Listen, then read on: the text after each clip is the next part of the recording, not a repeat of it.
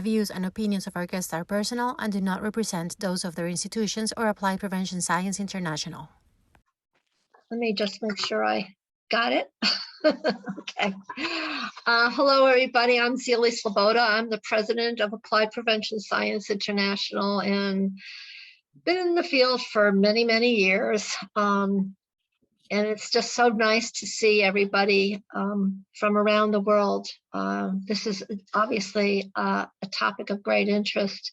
We're very pleased to introduce Drs. Brenda Miller and Doug Coatsworth to our Prevention Talk series. As you know, these talk series have highlighted a broad spectrum of prevention issues. We started out prevention talks talking about the culture of prevention. I think Brenda's going to be alluding to that today. We had some discussion about that prior to the beginning of our presentation today. We talked about what has to be achieved in order to support a public health prevention effort to address stresses such as COVID, on parenting, and in the workplace. We talked about suicide prevention and violence prevention. And we also talked about prevention on the international stage. Today it is our pleasure to learn about how promoting family resilience to prevent emotional, mental, and behavioral problems in adolescents. We're going to be Brenda's going to be talking about structural barriers and facilitators for intervention delivery. So this is really timely and perfect for us, particularly as we enter in the United States, we're going to be entering a school term, and we're still not sure exactly how we're going to handle that. So parents are really going to be stressed out. I'm going to pass the wand on to our director of APSI Education Center, Maria Luna. She has a strong interest in families and parenting practices. She has a long history working in prevention. Many of you may be familiar with her. She's done a lot of work in the international level with the Organization of American States. And since 2015, she's given us a great deal of pleasure of joining our crew here on our staff and trying to building the capacity of prevention professionals around the world. So I'm going to turn it over to Maria. Thank you, Zelie, very much, and thank you everyone for being here today. It is my pleasure to introduce Dr. Brenda Miller, who is a senior researcher with the Pacific Institute for Research and Evaluation. Her research focus is on adolescents and young adults and families, and also with a focus on substance use and risky sexual behaviors.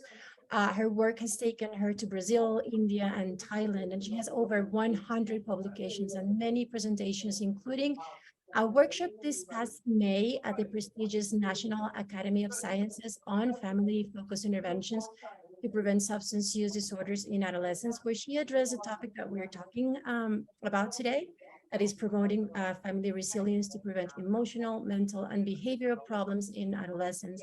And again, it's a look at the structural barriers and the facilitators for intervention delivery. Brenda's talk is going to be followed by our distinguished discussant, Douglas Coatsworth, who many of you know from our different trainings and also prevention talks. Doug is a professor in behavioral health and associate dean for research in the College of Social Work at the University of Tennessee. And he's also a member of APSI's Scientific Advisory Board and the lead in family-based interventions. After this discussion, we will open to questions and more discussion. So you will be able to either ask your questions directly by raising the hand in the feature for raising hands in Zoom, or you can also put it in the chat, which we'll be monitoring frequently and registering your questions. So some more keeping house issues. Please remember that this session will be recorded as we put it out already, and it will be made available for people who cannot join us today, and for you, of course, if you want to review or recall some concepts. So we also try to make these talks very informal, and again, you are able and welcome to make all your comments and questions out loud or on the chat. So we like to see you on camera. If you can be there, great. But we also understand that there's things happening too. So Brenda, please. Hi, well, thank you for the invitation, and I appreciate everyone who was joining us today. I'll be interested in your comments and thoughts as we go through the hour together. Let me share my screen.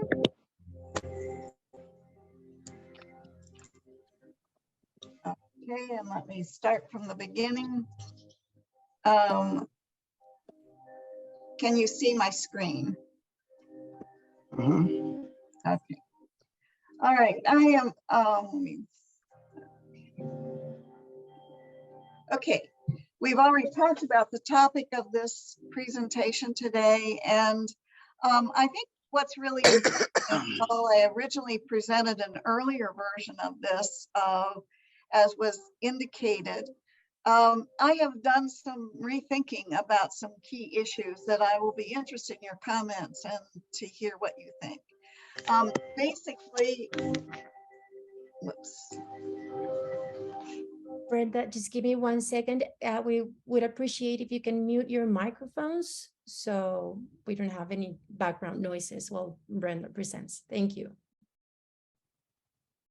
Okay, I'm going to talk about 4 different topics that are related to family access of interventions. I'm going to talk about the concept of the culture of prevention versus the ideas of adaptation and mitigation. And this is an overriding theme that we need to address, I think, in the field of prevention. Then I'm going to talk about the infrastructures that support the delivery of interventions, family-based interventions.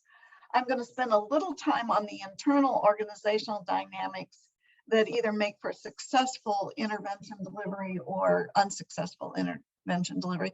And then I'm going to talk about some overarching policies and laws and why we might want to use those in addition to our intervention strategies.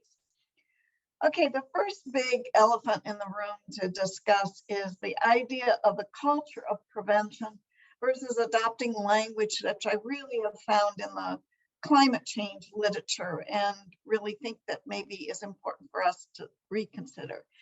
The culture of prevention really is our collective values, attitudes, beliefs, and knowledge that are supportive of prevention to promote human health and well-being. Adopting a culture of prevention framework within our communities is made difficult because of the diversity in these values, attitudes, beliefs, and knowledge across individuals, families, communities, and nations. So originally, let me confess that I think I had idealistic thought that we could come to an agreement about a culture of prevention.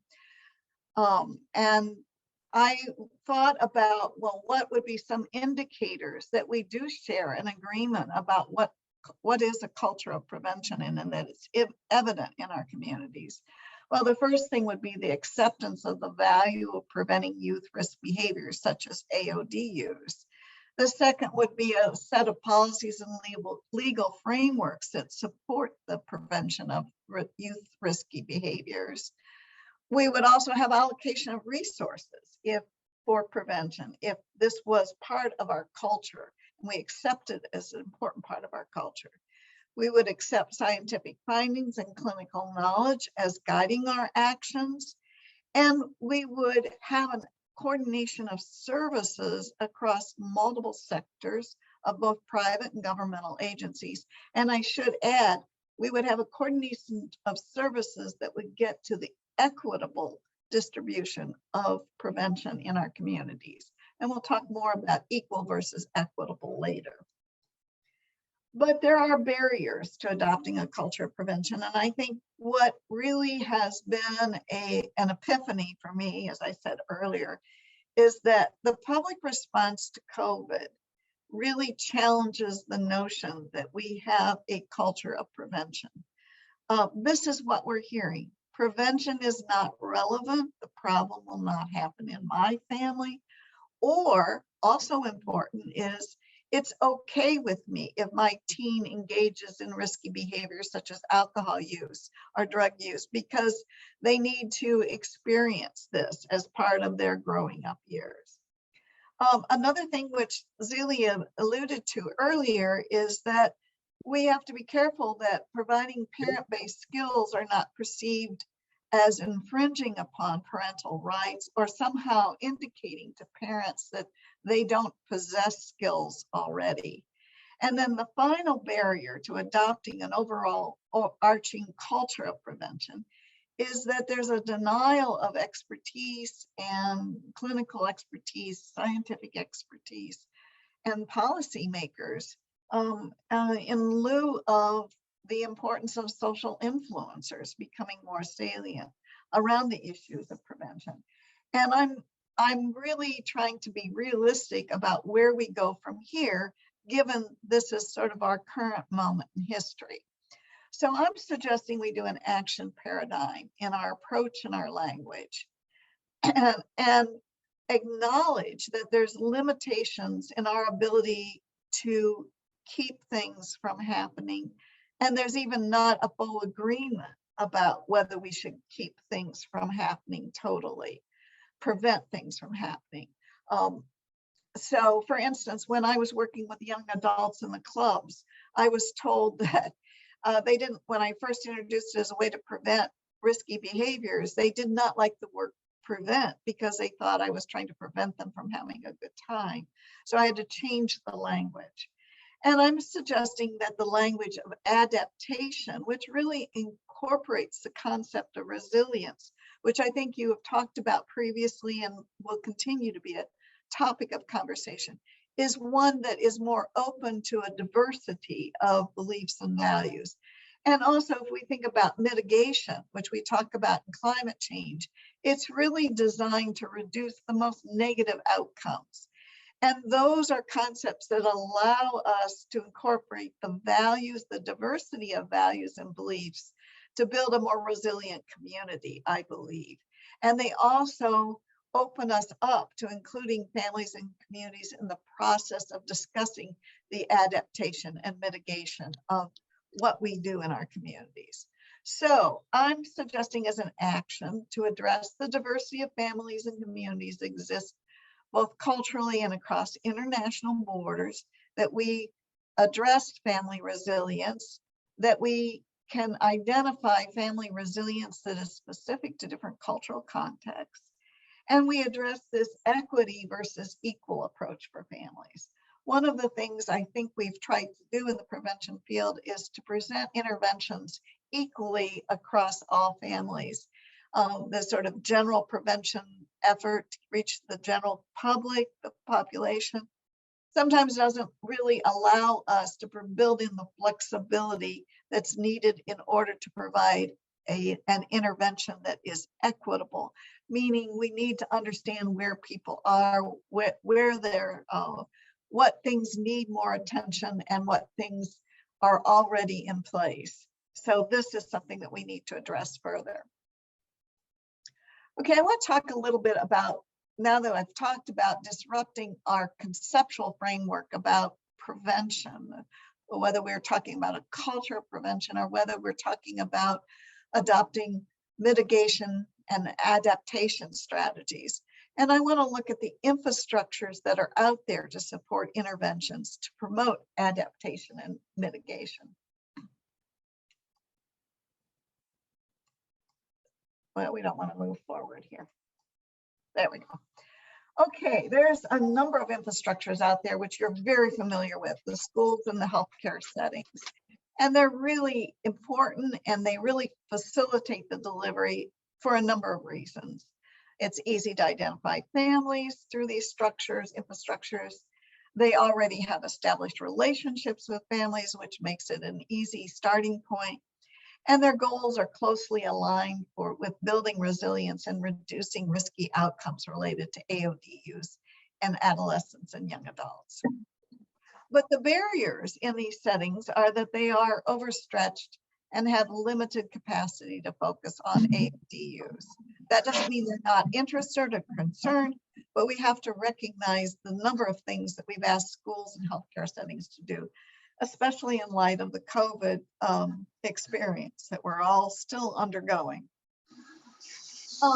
Healthcare settings do not provide regular or equitable access to all families in the community. And we could spend some time talking about why this is the case and why we might need to do something in healthcare settings to do that, but we need to recognize from the start point that it is not a place where equitable access to all families and communities occur.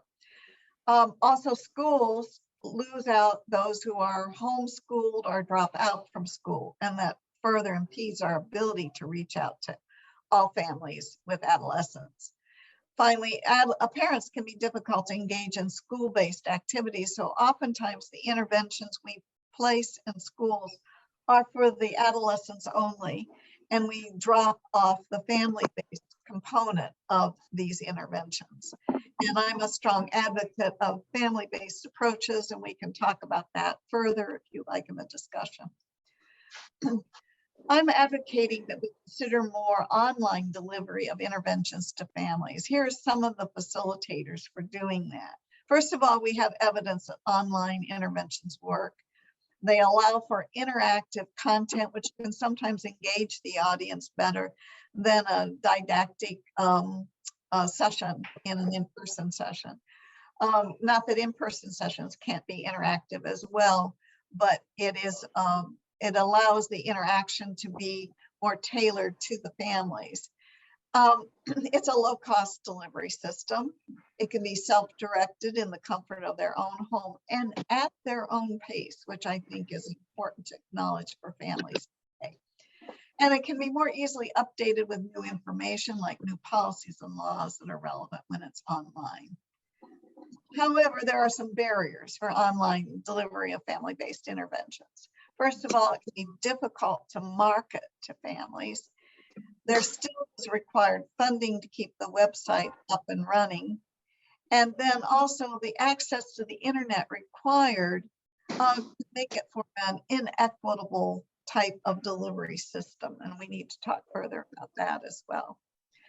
So finally, in terms of actions, I am encouraging us to think about alternative infrastructures that exist within our communities that could support our family-based interventions.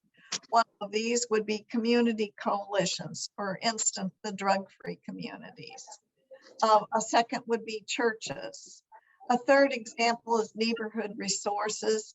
I got the idea of barbershops from knowing about cancer prevention research, which was based in barbershops and reached to communities and in a safe and setting where people were already going on a regular basis. So we need to be creative about the community resources that are out there that can form infrastructures for a delivery of family-based interventions. I'm advocating that we include implementation science outcomes in our work, that we measure outcomes to provide evidence for continued support. And I think that evidence is important not only for the resources we need to deliver interventions, but also as a convincing argument to families about why it's worth their time and energy to engage in the family-based intervention. Finally, we need to leverage knowledge at the policy level to emphasize the value of the family-based interventions and the successful outcomes that we can achieve. So we need to take this to the policy level once we are engaged in this activity. Now, the internal organizational dynamics also influence whether or not we are successful in delivering family-based interventions. Some examples, and it's important that you realize that I'm not trying to give you a full presentation on implementation science. That requires its own presentation. But I want to talk to you about some concepts that I think are easily considered and will help to move us in that direction. So some examples of characteristics of organizations and leaderships that facilitate the adoption and implementation of family-based interventions, including concepts of organizational readiness for the intervention, whether they have the right resources and even staffing is an example of organizational readiness, that they are ready to adopt things like family resilience is important. They see it as important to them. The second thing is that implementation leadership is really important because it develops a plan that supports the employees who are actually going to implement the intervention. And I think sometimes we think that once we train the people who will be delivering it, that's all we need to do. And we fail to check in with the leadership of the organizations to see what kinds of support and follow through they are providing to the employees who have been trained. Finally, I want to just mention the implementation climate. This is generally thought of as the acceptance that the implementation of the intervention is important, that it does represent a focus that is of value to that organization, and they see it fitting within their organizational goals and strategic plans. There are structural barriers within organizations in how they implement family-based interventions. There's a lack of resources, which we could all go on and on about. We often talk about the financial lack of resources, but I think we also need to keep in mind that sometimes it's people resources, and they can be more important or as important as the financial resources. We've mentioned training before, and I think what I would advocate is that we need to train on communication, and particularly these concepts of resilience and mitigation of unwanted outcomes, adding that to our repertoire of communication tools when we're reaching out. We need measurement tools or outcomes, as I mentioned earlier, to provide feedback for policymakers and for the organizations. But we also need to listen to the organizations about the measurement outcomes that they want or most value for their needs. And we need to add those in so that it's a combination of outcomes needed to measure the efficacy of the intervention, as well as the effectiveness of the intervention, as well as providing some practical tools to the organization doing the implementation of the intervention.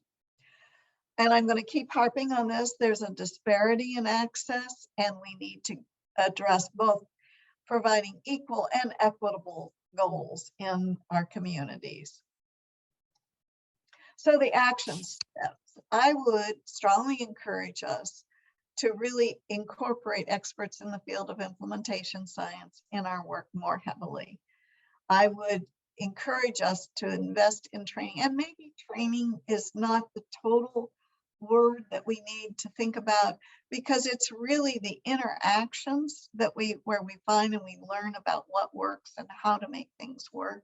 So these interactive communications are really, really important. It's not just a didactic training when we think about that. We need to engage in collaborative work between organizations. We oftentimes work in silo organizations.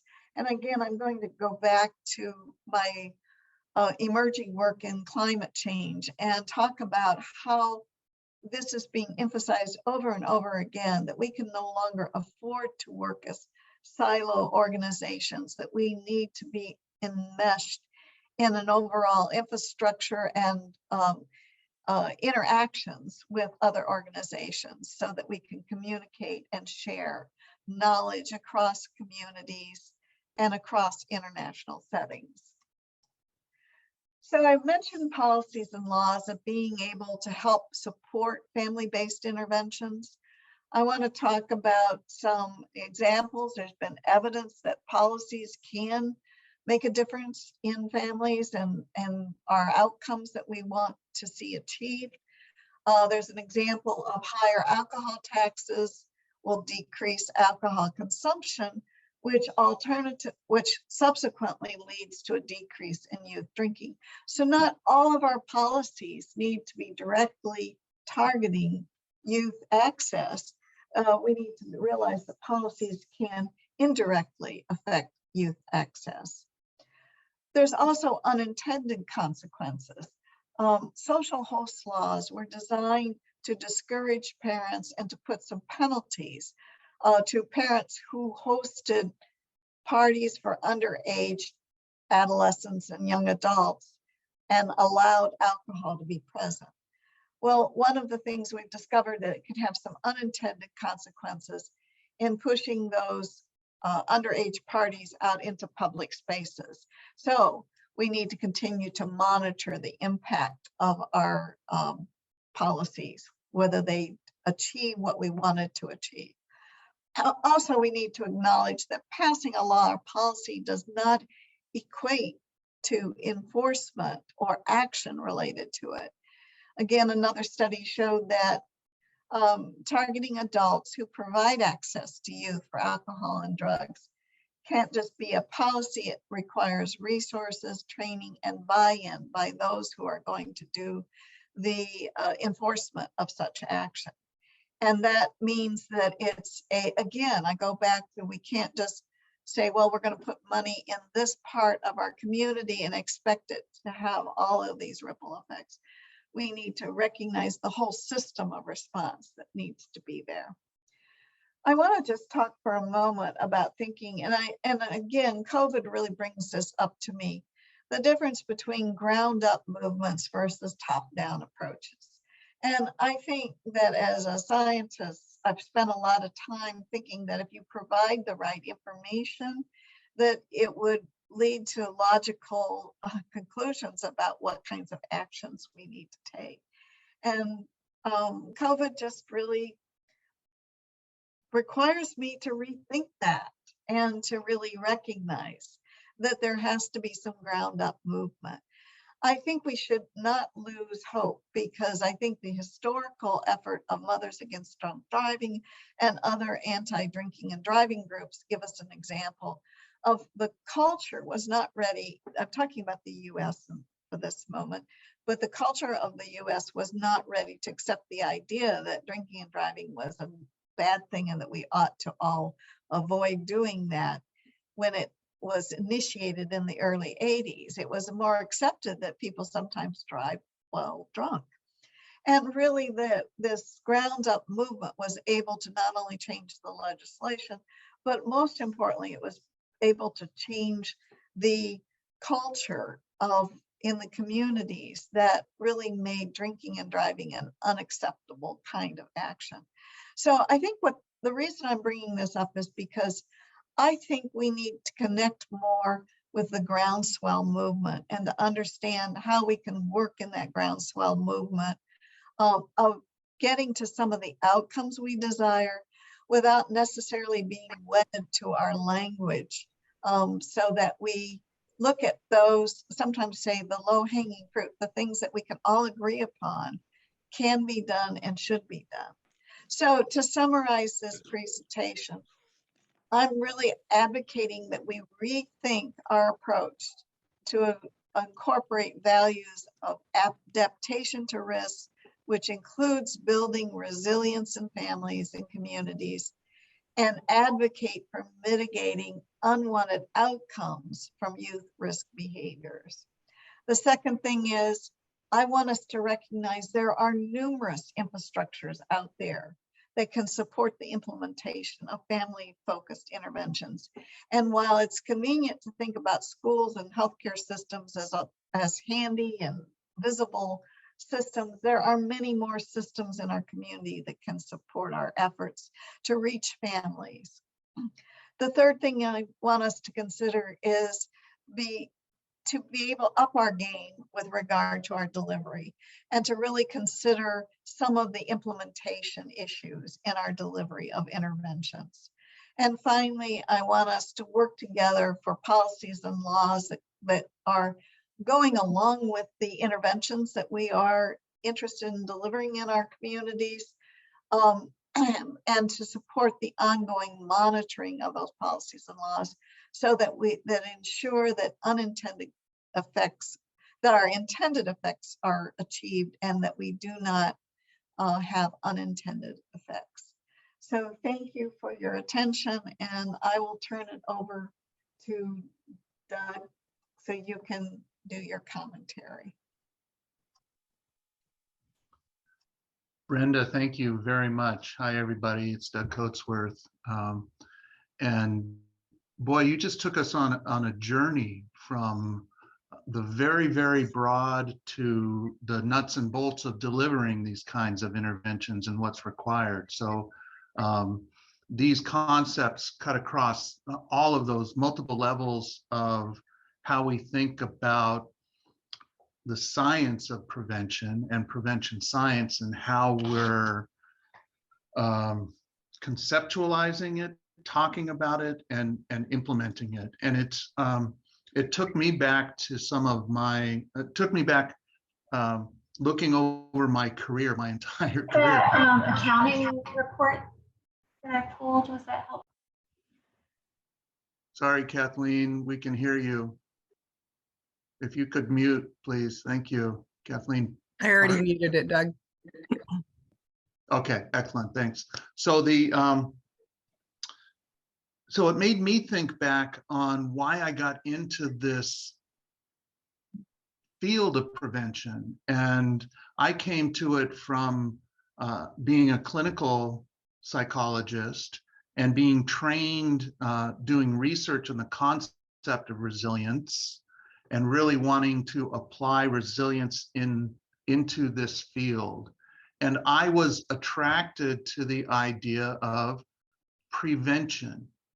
And I think we all maybe here were attracted, and some of you may have had similar kinds of career paths because you wanted to prevent those outcomes. One of the things that I'm reflecting on in your talk is prevention. We've all been working in this field for however many years and trying to change the culture and the cultural elements that you talk about. And I think we've been fighting the good fight, but it's been a struggle.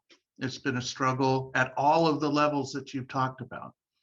One of the things that I reflected on is prevention is very future oriented. The concept of prevention is future oriented, and I think most humans are not very good at taking that perspective and thinking about things years out. I think we can see this in a lot of different ways. We can see it in the health field. We certainly see it in climate. What are we experiencing now? Maria, you're in Spain, and it's been pretty hot in Spain and Portugal, and it's hot across the world, and we're not doing anything about climate. It's present, it's here, but we still see it as future, and we put it off. And so reconceptualizing in some ways how we language prevention may be really important to this broader mission. And I see in front of us one of our esteemed colleagues, Bill Crano, who's joined us from California, maybe very early in California. Thank you for joining us, Bill. Bill's work has been in the area of persuasive messaging for years and years, and his work has shown that media messaging can be crafted in very clear ways to shift people's attitudes and values and beliefs towards a more preventive approach. And this is, Bill, I think if your data, maybe you can speak to this a little bit later, primarily at the individual level, but we can also think about how we do this at a broad public health level and at a community level. How can we shift the way that organizations think about this? How can we think, how can we use different messaging to shift how we think about these things? And maybe the languaging is something that we really have to work on. So adaptation and mitigation may be exactly those kinds of words that are more proximal to our experiences. There's a concept out there in the popular press called nudge, and is the work that we do just to nudge people towards better health rather than have have them think more long-term towards preventing some distal outcome that they don't think is really likely. So all of these things make me really think, all of the things that you raised make me think, what can we do? How can we reframe our language? And how can we enlist experts like Bill to help us with that very broad thing? One of the, it also made me think, Brenda, on a recent NIDA blog that I read by Nora Volker, and it comes from a piece that was written by Nora and Tom McClelland, where they were advocating for a label of pre-addiction, and how a diagnosis or a label of pre-addiction may help individuals get the kind of treatment and interventions that prevent them from developing an addiction. And again, we might think about how those kinds of labels and the way that we talk about prevention at different phases of onset of a substance use, let's say, can help us with implementing our kinds of interventions, maybe our family interventions, for example. So these were some of my observations. Brenda, I could talk to you all day about these things, but I know I want to leave time for everybody else. I'd just like to ask you to comment on just broadly how you think shifting the languaging, adaptation and mitigation would help us shift the mindsets of individuals towards adopting what we now think of as a prevention mindset or a prevention culture. I don't know that I have all the answers to that, but when I think about it, for me, being able to approach families and talk about resilience means that you can help them to identify, and maybe the word resilience isn't even the right word, but the concept of resilience. You can help them to identify the ways in which their family is already resilient. And you can also share examples of resilience from one family to another. So it is more about, again, I go back to this idea that maybe a large part of what we're doing is we're having to engage in a lot more communication with families so that they can see the relevance of this concept without beating them over the head with, you need resilience. And I think mitigation is probably not the right word to use with families. But when you talk to young adults or even older adolescents, which is where a lot of my work has been focused recently, they can address, well, this is what I don't want to happen. So they are able to identify things if you talk to them about don't drinking, they just turn you off. But if you talk to them about, okay, if you drink, what are some of your concerns about what could happen that you want to avoid? And that just switches it up. So they're thinking about the idea of mitigating the worst harms. And they're thinking that as opposed to us telling them, you don't want to have this negative outcome. So I think it's a lot about how we approach people. And I think about Bill Miller's work about motivational interviewing. And so, we really need to adopt that meet the person where they are kind of concept, as opposed to try to get them. I could go on and on. I'm going to quit because I want to hear other people's comments. Brenda, if I can just respond to that. I love the concept of resilience. I love it as an approach systemically across systems. We can think about resilient systems. There is a danger in resilience, the concept of resilience, because people think of it as a characteristic that an individual has or doesn't have. And there's also a danger in people thinking about resilience as an invulnerability. If you're resilient, you will never have a problem with substances. But what we need to think about with regard to resilience is the adaptation, and people have periods of substance misuse, and they develop out of that, and they develop new skills and new ways of coping and managing with whatever was happening in their lives, that they no longer feel that they have to abuse substances to manage those things. So thinking about resilience that way.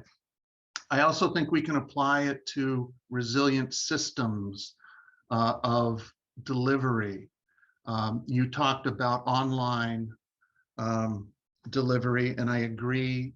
We need to develop online delivery systems. We need to develop a lot of different ways to deliver these messages and to deliver these interventions that meet people in their lives the way that they are, to help nudge them towards greater health. So I'll leave that comment, and I'm sure Maria, you're going to facilitate discussion with. Thank you, Maria. Thank you very much, Doug and Brenda. This discussion has been great. And I like one of the things that you said is identifying ways in which families are resilient already, and maybe they don't know that they are already being resilient. So empowering them to identify those elements is important to encourage them and continue building up on that resiliency. So we have so far one hand raised by Amela Sandra and one comment. So let's begin with Amela. Are you there? I know you have a question. Hello. Yes. Thank you so much, Brenda, for a beautiful presentation. I really hope that I can access the recording to today's presentation. So something that oftentimes many clinicians and mental health counselors, especially clinicians, I think, because of the requirements of the profession, is that we often, well, not myself, because I'm not a clinician, I'm looking at this as like a psychology student and a peer support specialist and mental health advocate in mental health recovery, that oftentimes, regardless of the age, what people usually are not looking for in their mental health counselor is someone else to parent them. So a teenager is definitely not going to be responsive or even allow any information to come to mind from what is being said to them when they're being scrutinized for drinking. Or so they're not really looking for another parent. They're mostly looking for some guidance, for someone to nudge them in the right direction, someone to let them know that there are risk factors in the risky behavior, and that not many children or adolescents are aware of the negative effects or even the biological effects of substance use and or risky behavior. And oftentimes what happens is that adolescents are more interested in fitting in because they're at their peak and they're developing a sense of character, their personality. They're trying to figure out where they fit into the world. And so they engage in risky behaviors, and usually they argue with parents and are very defiant. So as counselors or clinicians, what the best way that we can help is by letting them know that we are a resource to them, that we're not there to scrutinize them, we're there to support them in their healing process. And as mentioned before, I feel like the best place to start is in public schools, because in public schools, we have this opportunity to implement programs that are educational to let children know, like, these are substances that are very common in adolescence, and these are the negative effects on your mind and your body when under the influence of these substances. And it sort of gives them probably a little bit control and understanding for themselves. So while we want to give the tools that are necessary for the parents to parent their child, we also want to teach the child to be independent thinkers as well, and sort of be able to take care of themselves in terms of their mental wellness and their decision making, whether it's social or what have you. So thank you so much for letting me share that. Thank you. It was such a wonderful meeting. Thank you. Thank you, Amela, very much. Doug, Brenda, do you want to?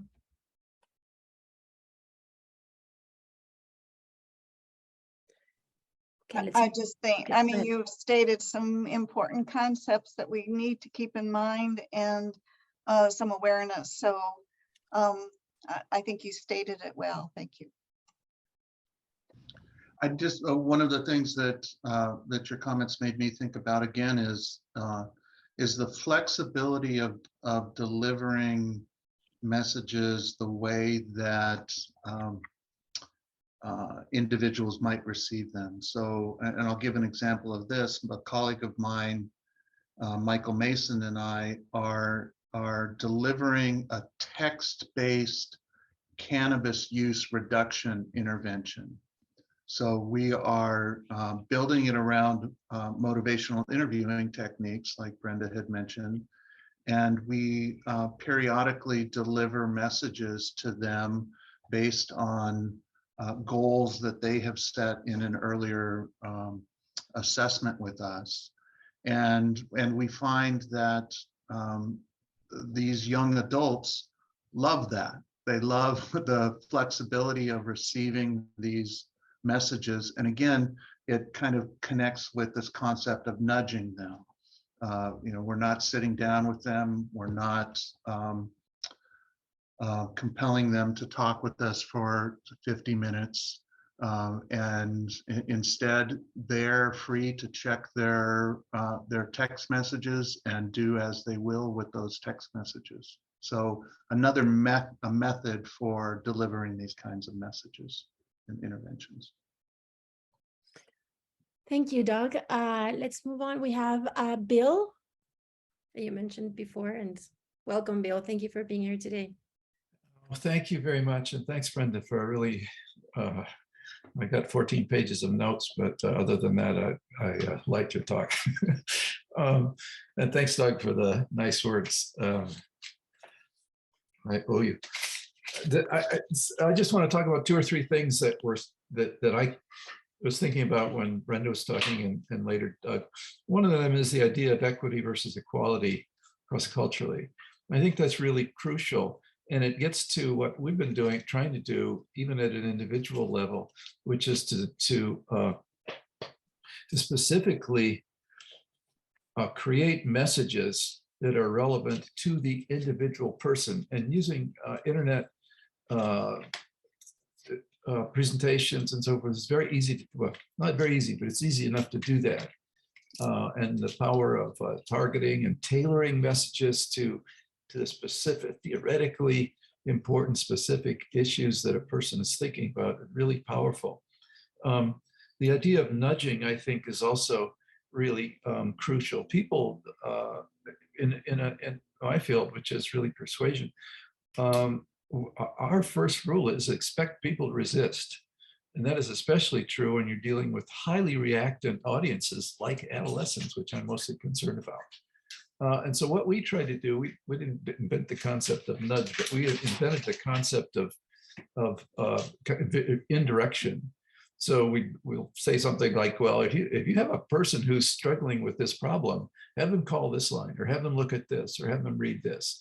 It's never, you must do this. We never demand anything. You can't demand anything of people because they'll just turn you off, and it's a waste of time. We suggest stuff. And it turns out that when adults suggest things, to adolescents. You know, you might think about this. It's your decision, but you might that's risky. You know, it's your decision. The kid goes and shoots up or something.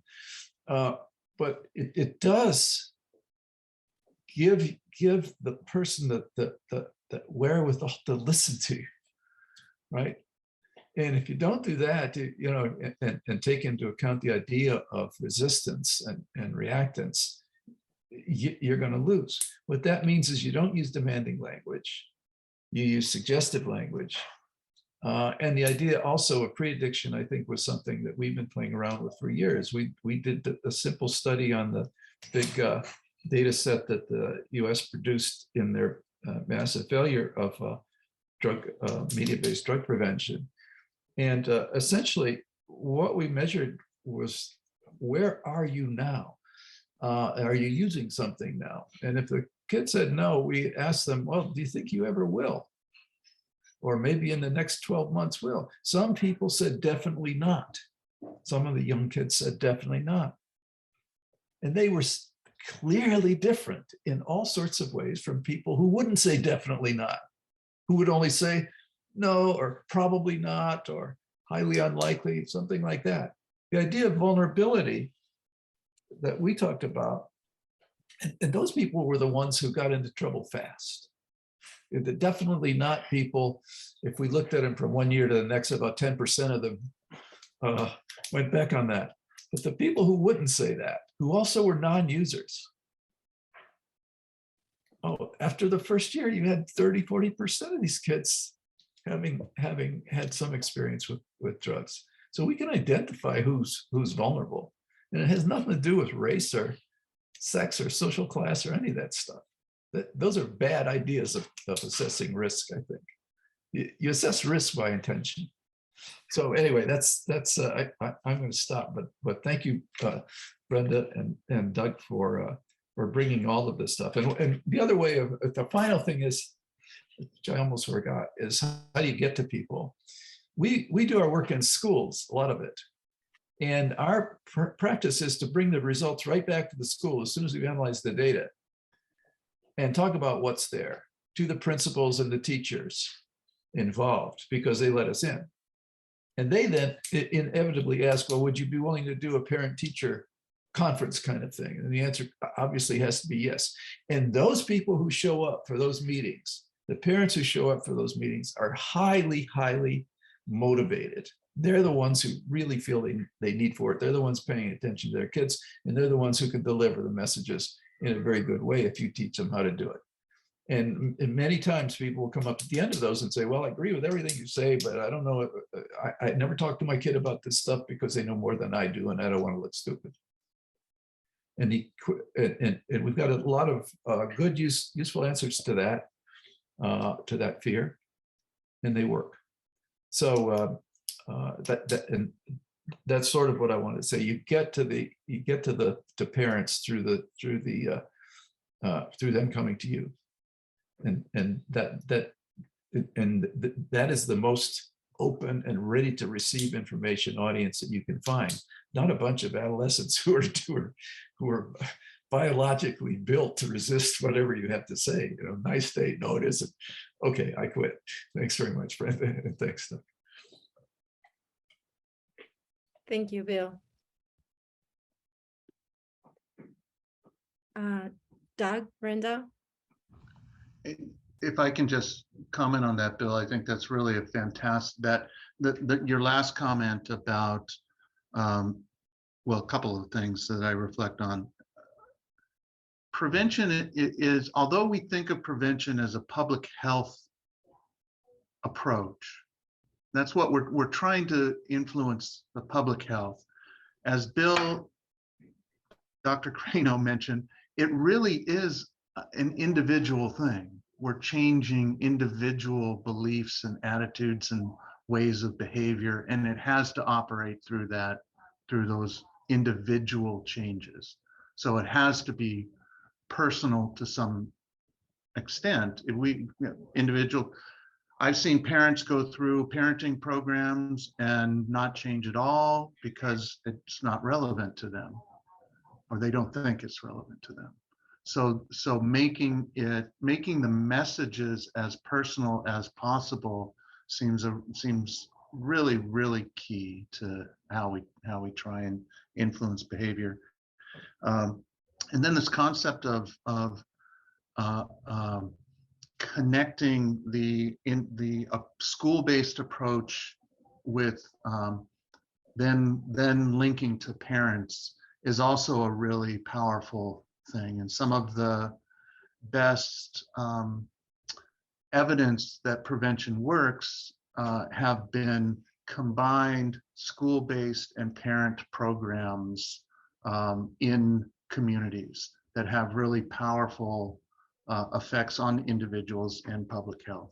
So we know influencing multiple systems can be really useful. Thanks, Bill. I don't disagree with the power of the individual approach, but I also think we need to consider systemic issues and approaches as well. And I just want to push back a little bit and say that while we've been comfortable going into schools and we have used those for a lot of our previous intervention strategies, we need to, in light of COVID and in light of what's happened, we need to really rethink the opportunities. And I partly blame the prevention science field for the way we've tried to push everybody into general prevention and not really providing a specific. I think there's ways to make programs available, and that's one of the things I like about online delivery, is that you can, in our program for older teens and their parents, we call it Smart Choices for Teens. And so we underscore some of these very same attitudes and values that both Bill and Doug are talking about. But the beauty of it is that you can present material and allow them to explore what it is that's most meaningful to them.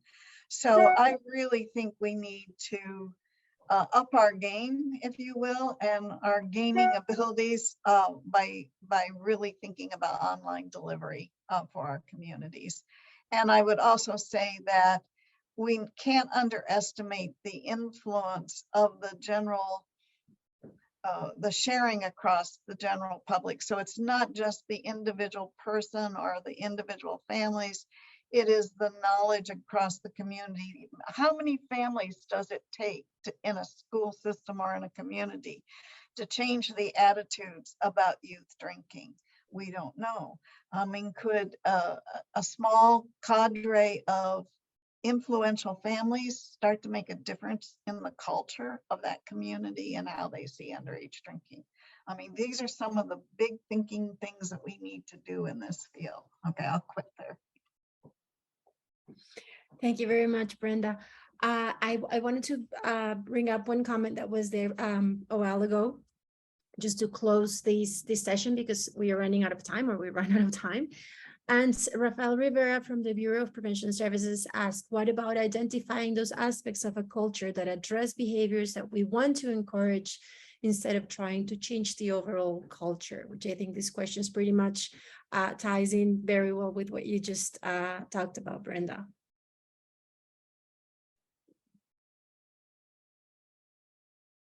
I think that's an excellent point. We remember when I talked about low-hanging fruit, we need to look at the places where we could successfully implement some successful strategies and do that.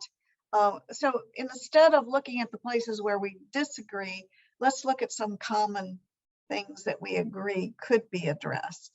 And I am going to reemphasize, I just think community-based approaches are really relevant to trying to work with individuals. Those individuals and those families are within a context that need the support. So we need to work on all levels at the same time. And I think that is absolutely correct. There are places where we could get good agreement and we could institute change. So we need to move on those areas, be able to identify them and move. And I think part of the ways we'll identify them, if we have better communication between researchers, practitioners, and families in the community so that this exchange of information occurs. Thank you very much, Brenda. Lily? Yes, I think this was very exciting. We still have getting comments and some really interesting statements from the group. I wish we could have another 2 hours or so, but I know everybody's busy and we've lost some people already. But I think this is an issue. I think, Brenda, you raised an issue that maybe we'll be revisiting in another prevention talk in the future. I think these are some great ideas, and we're going to be looking over the chats. As I said, we had some really, really great comments in the chats, and we need to get to them maybe in a different way. So thank you very much, Brenda and Doug and everybody, particularly those. Please, before we turn off, if you have something crucial you want to put in the chat that we can, talk about it in another prevention talk, please add them in before you leave. So thank you very much. And also, thank you, Zilly. And also, if there is any, we do have our prevention nuggets that are these pieces of information that we put out every few weeks. If there is a topic of interest for you, something that you want to see, read, or hear about, let us know. You can email us, writing my email in the chat. And we'll definitely try to address them in upcoming sessions, prevention talks, nuggets, or highlights. Please visit our website, see all the resources that we have. Thank you again, Brenda, Doug, for this very enlightening presentation. Bill, thank you also very much for your intervention, very timely in this process. And thank you all for your attention and your participation. And we hope to see you really soon. Bye, everyone.